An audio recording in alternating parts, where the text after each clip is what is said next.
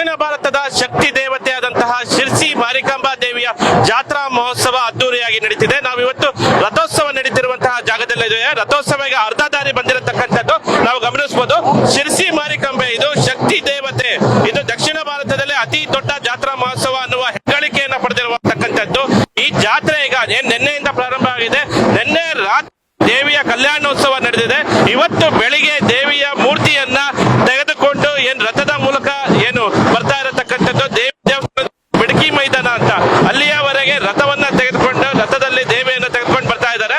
ಈ ರಥೋತ್ಸವ ನಡೆಯೋದು ಪ್ರತಿ 2 ವರ್ಷಕ್ಕೊಮ್ಮೆ ಜಾತ್ರೆ ನಡೆಯುತ್ತೆ. ಈ ರಥೋತ್ಸವ ನೋಡೋದಕ್ಕೆ ಸುಮಾರು 50,000ದಿಂದ 1 ಲಕ್ಷಕ್ಕೂ ಅಧಿಕ ಜನ ಸೇರ್ತಾರೆ. ಈ ರಥವನ್ನೇ ನೋಡೋದಕ್ಕೆ ರಾಜ್ಯದ ನಾನಾ ಭಾಗಗಳಿಂದ ಭಕ್ತರು ಬರ್ತಾರೆ. ಅದಕ್ಕೆ ಈ ನಿಟ್ಟಿನಲ್ಲಿ ಪೊಲೀಸ್ ಇಲಾಖೆಯಿಂದ ನಾವು ಗಮನಿಸಬಹುದು, ಬಿಗಿ ಬಂದೋಬಸ್ತ್ ಅನ್ನ ಮಾಡಿದ್ದಾರೆ. ಸಾಕಷ್ಟು ಸಂಖ್ಯೆಯಲ್ಲಿ 2 ಕಡೆ ಹಗ್ಗವನ್ನ ಕಟ್ಕೊಂಡು ಅದೇ ರಥಕ್ಕೆ ಬರುವಂತಹ ದೇವರು ಆ ಜಾಗದಲ್ಲಿ ಜನರು ನುಗ್ಗಬಾರ್ದು ಮತ್ತೆ ಯಾವುದೇ ಅನಾಹುತ ಆಗಬಾರ್ದು ಅಂತ ಪೊಲೀಸರು ಸಾಕಷ್ಟು ಬಿಗಿ ಬಂದೋಬಸ್ತ್ ಮಾಡಿರತಕ್ಕಂಥದ್ದು. ಇನ್ನೂ ಸಹ ಸಾಕಷ್ಟು ಸಂಖ್ಯೆಯಲ್ಲಿ ಭಕ್ತರು ಬರ್ತಿರತಕ್ಕಂಥದ್ದನ್ನು ನಾವು ಗಮನಿಸಬಹುದು.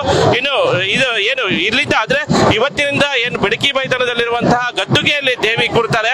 ಇವತ್ತಿಂದ ಮಾರ್ಚ್ 3ನೇ ತಾರೀಕು ತನಕ ದೇವಿಯ ದರ್ಶನ ಗದ್ದುಗೆಯಲ್ಲಿ ನಾವು ನೋಡಬಹುದು.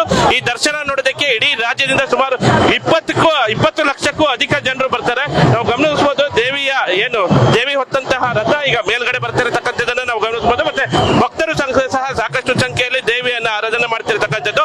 ಬಾಳೆಹಣ್ಣನ್ನ ಎಸೆತಾರೆ ರಥಕ್ಕೆ, ಜೊತೆಗೆ ಕೋಡಿ ಹರಕೆಯನ್ನ ಕೊಡತಕ್ಕಂಥದ್ದು. ಇದಾದ ನಂತರ ಸುಮಾರು ಮಧ್ಯಾಹ್ನ 1 ಗಂಟೆ ಮೇಲೆ ರಥದ ದೇವಿ ಇಳಿದು ಗದ್ದುಗೆಗೆ ಕೊಡ್ತಾರೆ.